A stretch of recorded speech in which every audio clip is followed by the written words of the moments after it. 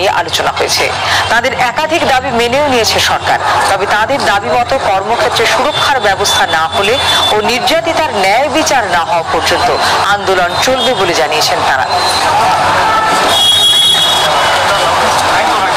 আমাদের তো সকাল থেকে 8টার থেকে আমরা ডিউটিতে জয়েন করেছি। তো আপাতত পেশেন্ট ফ্লো আসছে, মানে এরকম না যে কমপ্লিটলি বন্ধ, আসছে একটা দুটো করে আসছে। বাট ওই আর কি, আরেকটু যদি মানে প্রচার হয় যে নর্মাল সার্ভিসেস আর রানিং, তাহলে আরো বেশি more number of patients will come in for treatment. Justice তো আমরা চাই, এখনো চাই, সেটা অনেকদিন আগে থেকেও চেয়েছি, এখনো চাই, সেটা এখনো পাইনি আমরা। আমরা আন্দোলন করে নিচ্ছি, কথাটা একেবারে ভ্রান্ত। আন্দোলনের মতো চলবে, পরিষেবার মতো চলবে।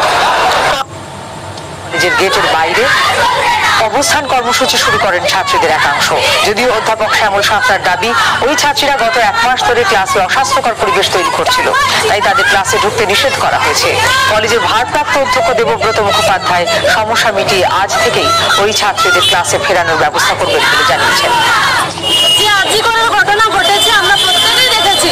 আরজিকরের ঘটনাটা নিয়ে গোটা পৃথিবী আর ছড়িয়ে প্রায় প্রতিবাদ চলছে। তাহলে সেই ঘটনাটা প্রতিবাদ জানিয়েছি আমরা কলেজের সাধারণ ছাত্রীরা। সেই প্রতিবাদ জানানোর জন্য আমাদের দুজনকে গতকাল জিওগ্রাফি ডিপার্টমেন্ট থেকে অধ্যাপক ডক্টর শ্যামল সাঁতরা মহাশয় আমাদেরকে ক্লাস থেকে বের করে দিয়েছে। ক্লাস থেকে বের করে দেওয়ার কারণ আমরা জানতে চেয়েছি যে আমাদের অপরাধ কি, আমাদেরকে ক্লাস থেকে বার করা হচ্ছে কেন। তখন উনি বলেন যে তোমরা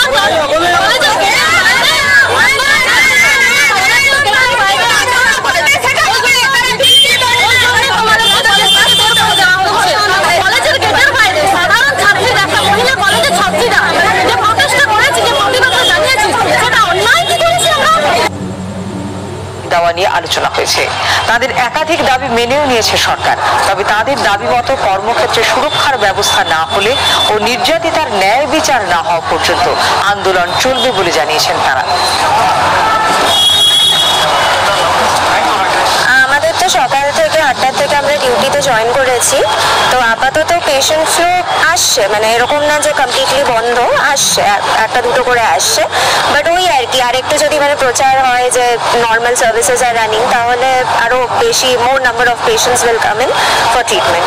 জাস্টিস তো আমরা চাই, এখনো চাই, সেটা অনেকদিন আগে থেকেও চেয়েছি, এখনো চাই, সেটা এখনো পাইনি আমরা।